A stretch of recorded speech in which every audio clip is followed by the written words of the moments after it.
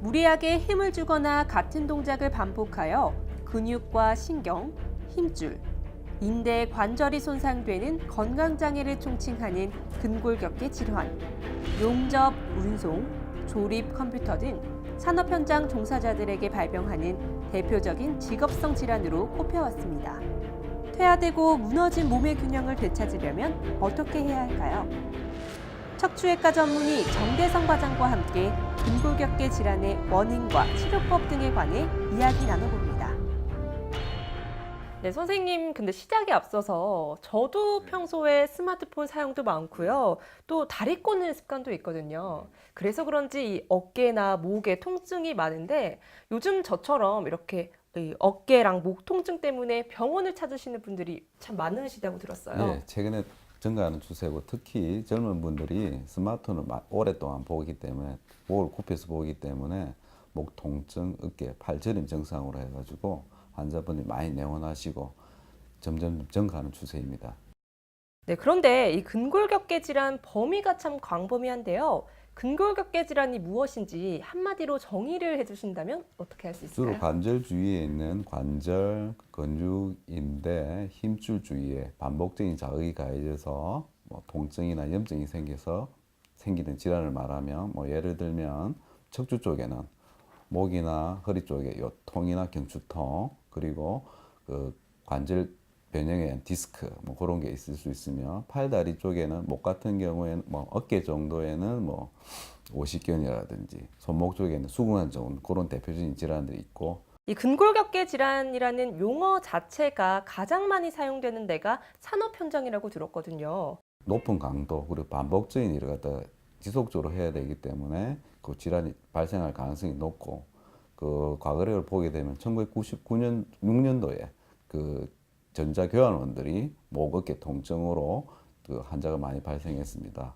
그래서 제일 중요한 점이 역시 반복적으로 관절 주위 어깨나 허리 쪽에 그 근육 인대 이런 데 이제 그 충격이 가면서 통증이 발생하고 그리고 이 근골격계 질환의 통증 부위마다 원인이 다양하다고 들었는데요.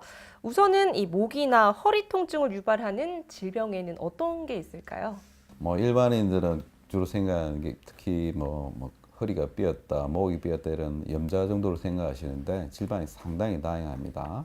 예를 들면 허리 쪽에는 가장 많은 빈도는 역시 염좌에서 근육 질환으로서 허리가 삐어가지고 근육이나 인대가 늘어나는 경우가 있고 그 다음에 조금 더 진행되는 병으로서 디스크 탈출증, 주간판 탈출증이라 그러죠. 그런 병과 또 나이가 들면서 서서히 진행되는 그 주간공 협착증이라든지 또 허리 뼈가 앞 관절과 밑에 관절이 어긋나는 척추 전방 전이증 다양한 질환이 있을 수가 있습니다.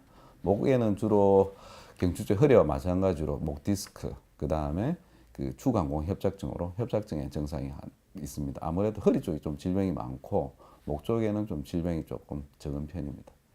지금 말씀하신 게 목이랑 허리 통증을 주로 말씀하셨는데 이뿐만 아니라 어깨나 팔 쪽으로 통증이 많으신 분들도 제법 있으신데요. 예를 들면 오십견이라든지 그 다음에 그 수근관 증후군 또 그 어깨 쪽에 있는 회전근개 이상 그런 질환들이 많습니다. 또 꼭 그런 그 인대나 관절 질환 말고도 뼈가 좀 과다 증식이 돼서 스케슨 건염이라든지 그런 질환 때문에 환자분들이 고통스러워가지고 병원을 많이 찾아주시고 계십니다. 그렇군요. 지금 계속해서 여러 근골격계 질환에 대해서 이야기 나누고 있는데요. 자, 그 중에서도 가장 흔한 질병은 이 디스크와 같은 척추 질환이 아닐까 싶거든요.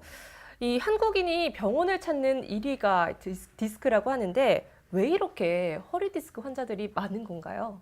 예전과 달리 지금 허리 쪽에 반복적으로 일을 많이 한다든지 특히 제일 문제가 아무래도 그 여명 수명이 늘어나다 보니까 퇴행성 질환이 디스크, 그 전방전이증, 협착증 이런 게 아무래도 늘어날 수밖에 없을 것 같습니다. 예. 저는 그럼 궁금한 게 단순한 허리 통증이랑 허리 디스크는 어떻게 구분하는지 그게 궁금하거든요. 예, 단순 허리 통증은 주로 그 인대나 근육이 긴장이 돼서 오는 병인데 주로 통증이 허리 부위에 국한되고 한 1주 내에 보통 증상이 호전이 되느나 그 디스크 같은 경우에는 증상이 1주 이상 지속되는 경우가 많고 특히 이제 간별점이라고 그러면 그 허리에서 아래로 내려가는 증상, 예를 들면 엉치나 허벅지 종아리 쪽에 방사통이라는 증상이 주로 유지가 됩니다. 그래서 그게 간별점이 되고 1주 이상 다리 쪽이 저리다 그러면 꼭 병원을 내원해 주셔가지고 전문의 진료를 받는 게 중요하다고 생각합니다. 일반적으로는 허리 디스크 치료 어떤 과정으로 진행되는 건가요? 아무래도 제일 처음에 증상이 심하지 않을 경우에는 보존요법인 약물 치료나 물리치료 이런 방법으로 시작을 하게 되고 증상이 악화되어서 통증이 좀 심해진 경우에는 저희들 이제 허리 쪽에 신경 차단술을 이용해서 통증을 조절하면서 환자분 운동요법이나 이런 거를 컨트롤하게 되고요. 근데 더 악화돼서 통증이 아주 심해지거나 특히 그 근력이 약화되는 경우에는 적극적인 치료, 뭐 시술요법, 그다음에 뭐 예를 들면 수술요법도 필요할 수 있다고 생각합니다. 그렇다면 이 허리 디스크 수술에는 어떤 종류가 있는지 조금 더 얘기를 해주시겠어요? 최근에는 그 최소 진술법에 의한 내시경에 의한 뭐 디스크 제거술, 조금 더 발전돼서 뭐 내시경 레이저 수술 이런 것도 발달되어 있고 최근 내시경도 요새는 원포탈, 투포탈에서 아주 다양한 방법들이 나와 있습니다. 그렇다면 이 허리 말고 목 디스크 경우에는 이 수술을 하면 후유증이 심해지기 때문에 수술을 안 하고 미루는 분들도 많다고 들었는데요. 그만큼 이 목 디스크는 위험하다는 얘기인가요?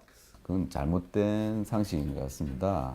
그 목 같은 경우에는 허리에 비해 가지고 수술 후에 예후가 아주 좋습니다. 그 이유가 왜 그러냐 그러면 그 허리 같은 경우에는 수술 후에 환자분의 자세나 직업 때문에 체중 등의 영향을 많이 받지만 목 같은 경우는 추후 2차적인 질병이 새로 발생하거나 재발하는 경우가 상당히 낮기 때문에 저 같은 경우에 뭐 병이 생긴다 그러면 해야 될 경우에 적극적으로 수술을 해가지고 치료하는 게 낫다고 생각합니다. 그 중에서도 좋은 소식이 있습니다. 최근에는 디스크 복구에 줄기세포 치료가 활용이 된다고 하는데요. 줄기세포 치료를 받은 한 환자의 사례를 먼저 읽어보겠습니다. 저는 23살 대학생입니다. 집 화장실에서 미끄러져 낙상을 입었고 직후 허리에 심한 통증이 찾아왔습니다. 허리 디스크 진단과 함께 수술을 권유받았으나 부작용이 걱정되었습니다.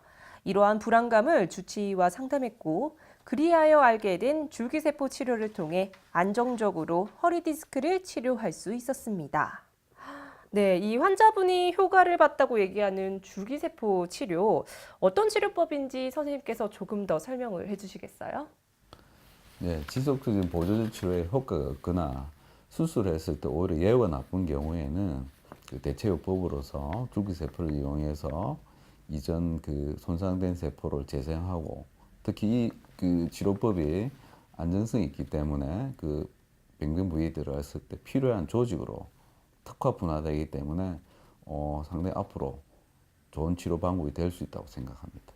그럼 여기서 조금 더 나아가서 기존 치료법들과 차별화된 점이나 특징, 장점이라면 어떤 게 있을까요? 예, 아무래도 보존적 요법이 예전에 뭐 약물 치료나 뭐 물리치료는 아무래도 치료에 한계가 있습니다.